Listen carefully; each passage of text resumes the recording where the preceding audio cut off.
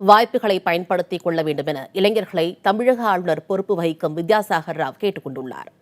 குடியரசு தினத்தை ஒட்டி அவர் விடுத்துள்ள உரையில், மகாராஷ்டிர மாநில ஆளுநராக பதவி வகிப்பதால் தமிழகத்தில் தேசிய கொடியை ஏற்றி வைக்க இயலவில்லை என தெரிவித்துள்ளார். நாட்டை வளர்ச்சிப் பாதையில் கொண்டு செல்ல அனைவரும் உறுதியேற்க வேண்டும் எனவும் ஆளுநர் வேண்டுகோள் விடுத்திருக்கிறார். நாட்டில் வறுமையை முற்றிலுமாக ஒழிக்க ஒருங்கிணைந்த வளர்ச்சிக்கு முக்கியத்துவம் அளிக்க வேண்டியதன் அவசியத்தையும் அவர் வலியுறுத்தியிருக்கிறார்.